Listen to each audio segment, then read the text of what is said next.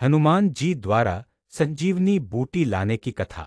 लंका का युद्ध अपने चरम पर था। भगवान श्री राम और रावण की सेना के बीच भीषण संग्राम हो रहा था। चारों ओर रणभूमि में शंख घंटों की गूंज, रथों की टंकार, धनुष की टंकार और वीरों की गर्जना सुनाई दे रही थी। हर कोई अपनी पूरी शक्ति से लड़ रहा था, लेकिन तभी एक ऐसा क्षण आया जिसने पूरे युद्ध की दिशा बदल दी।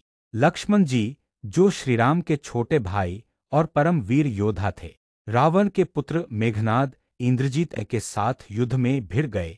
मेघनाद अत्यंत शक्तिशाली था और मायावी युद्धकला में निपुण भी। उसने एक दिव्य अस्त्र का प्रयोग किया और लक्ष्मण जी गंभीर रूप से घायल होकर रणभूमि में गिर पड़े। पूरे युद्धक्षेत्र में शोक की लहर दौड़ गई। श्रीराम स्वयं व्याकुल हो उठे और विलाप करने लगे, हे भ्राता, तुम्हारे बिना इस जीवन का क्या अर्थ है।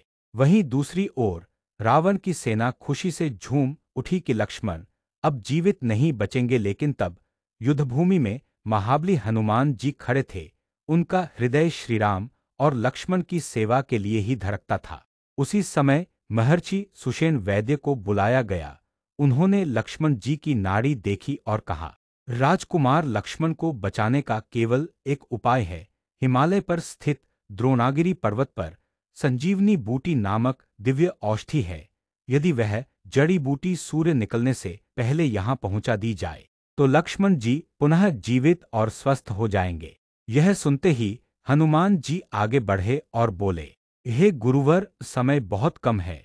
सेना में कोई और यह कार्य नहीं कर सकता। मुझे आदेश दीजिए, मैं अभी संजीवनी बूटी लाकर राजकुमार लक्ष्मण के प्राण बचाऊंगा। सभी के मन में हर्ष की लहर दौड़ गई। श्रीराम ने अश्रुपूरित नेत्रों से हनुमान जी की ओर देखा और बोले, पवन पुत्र, आज तुम्हारे साहस और भक्ति की ही परीक्षा है। हनुमान जी तुरंत आकाश में उड़े। उनका विशाल रूप देखकर आकाश में बिजली सी कौंध गई। वे पवन की गति से हिमालय की ओर बढ़ चले। रास्ते में पर्वत, नदियां, सागर और जंगल मानो उनके चरणों में बिछते चले गए। जब वे द्रोणागिरी पर्वत पर पहुंचे तो समस्या यह थी कि वहां असंख्य जड़ी बूटियां थीं, हर जगह चमकती हुई दिव्य आभा बिखेरती औषधियां नजर आ रही थीं। लेकिन हनुमान जी यह नहीं पहचान पाए कि इनमें से कौन सी संजीवनी बूटी है। उन्होंने सोचा, समय बहुत कम है। यदि ढूंढने में देर हो गई तो लक्ष्मण प्रभु को खो देंगे। ऐसा नहीं होना चाहिए। तभी उन्होंने एक अद्भुत निर्णय लिया। उन्होंने पूरे पर्वत को अपनी भुजाओं में उठाया और आकाश में उड़ चले। यह दृश्य देखकर समस्त देवगण भी चकित रह गए। धरती थर्राने लगी, समुद्र उफान मारने लगा और दिशाएं गूंज उठी। इधर लंका में श्रीराम व्याकुल होकर लक्ष्मण के पास बैठे थे। तभी आकाश से प्रकाश की एक विशाल छाया उतरी। सबने देखा कि हनुमान जी पूरा का पूरा द्रोणागिरी पर्वत ही लेकर आ रहे हैं। उनके आगमन से रणभूमि में नई ऊर्जा का संचार हुआ।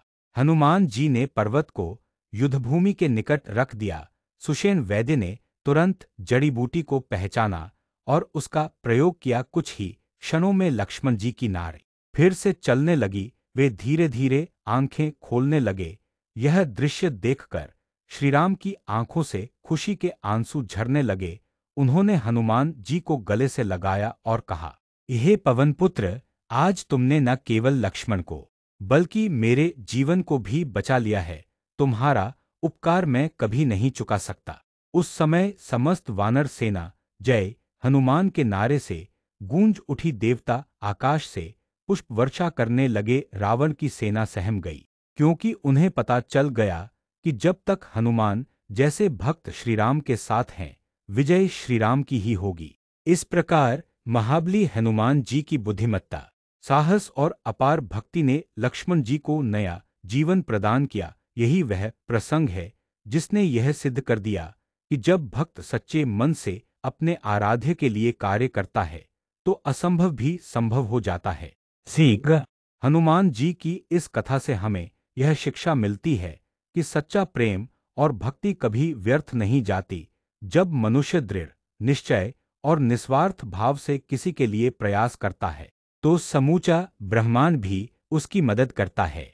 यदि आपको हनुमान जी द्वारा संजीवनी बूटी लाने की यह रोचक कथा अच्छी लगी हो तो इस वीडियो को लाइक, शेयर और सब्सक्राइब जरूर करें। आपका एक छोटा सा सहयोग हमें और भी ऐसी धार्मिक और प्रेरणादायक कथाएं आपके लिए लाने की प्रेरणा देता है। जय श्री राम।